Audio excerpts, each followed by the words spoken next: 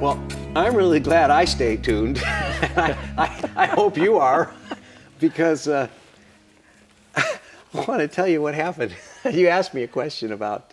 At your bar mitzvah? Yeah, well, for my bar mitzvah, I got maybe $300 after whatever you get in gifts and whatever gifts you get that you take back. Mm-hmm. Right. I had about $300, and I went down to Jack's Pawn Shop, downtown 16th and Broadway in Gary, Indiana.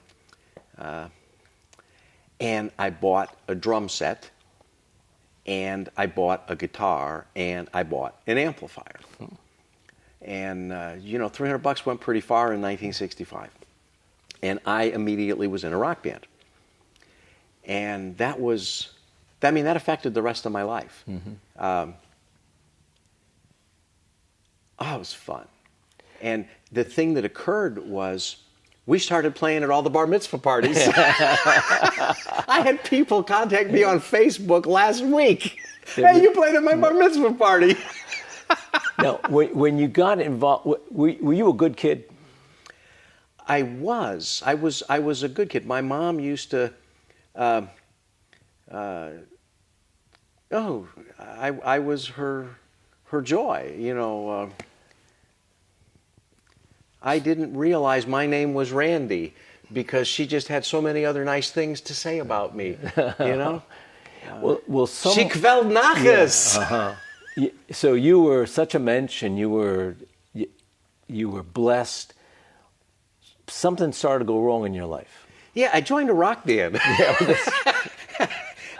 After we got done on the bar mitzvah party circuit, ultimately I really fell headlong into rock and roll music, into drug abuse, into... About how old were you when you started that? I was 16, mm-hmm. and I started doing LSD when I was 16. Oh my goodness! And that was really kind of,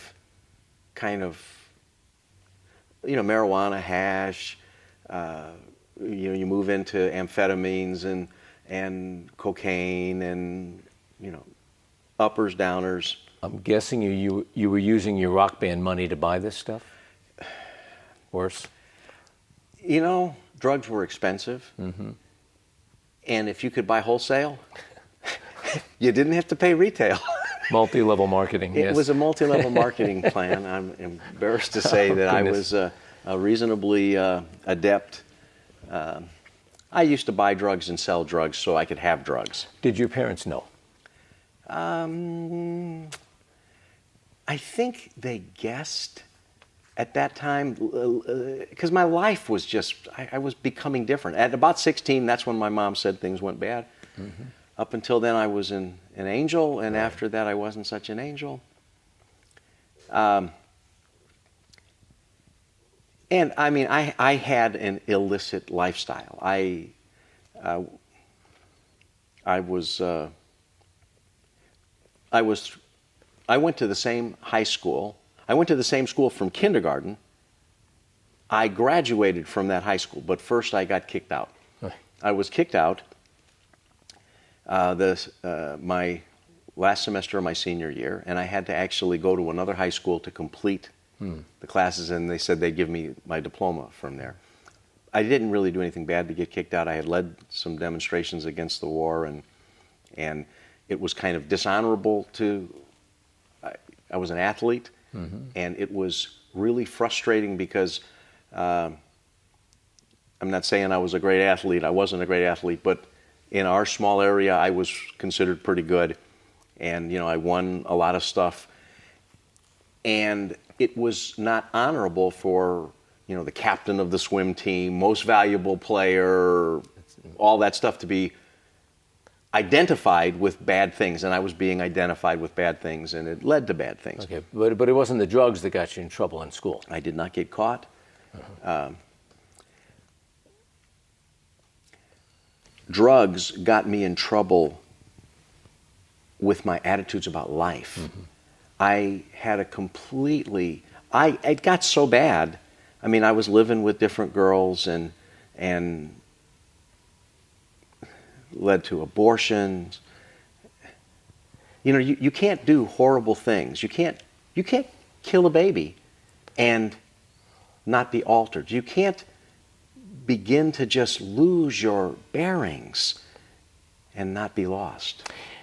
Was there a sense in you that you were doing wrong while you did these wrong things? No, that's the shocking thing. You know, when I sold drugs, they were good drugs. I'm sorry. I give you such a deal. No, I got a good drug. Yeah.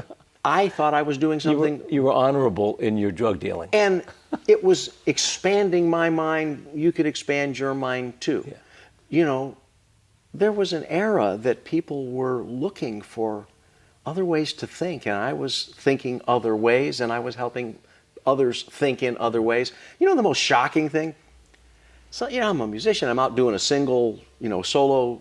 I go to bars and coffee houses, clubs, and play my guitar. I mean, I played on street corners. I'd pass the hat. I'd go to love-ins and and I go play my guitar, you know, and make friends. And people do stuff.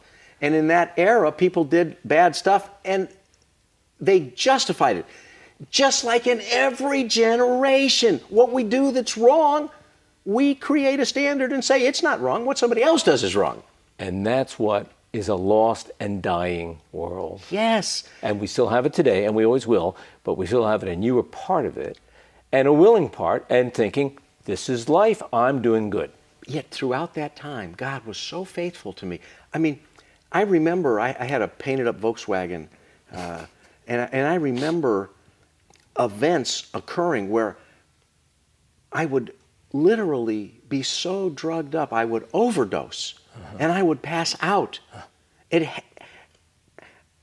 I got picked up in a park and carried home. I didn't know where I was or how I got there. I wasn't home. I was living with a couple of guys, a couple of gals, you know, just living ugly. That didn't bother me.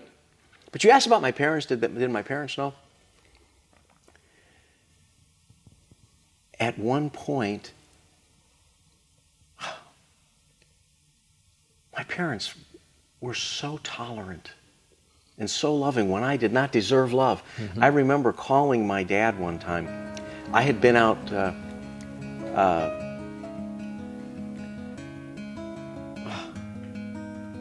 Hold that thought, Randy. Oh, we're out of time. We're going to take a break. I'm going to tell you about my dad and marijuana. Please stay tuned.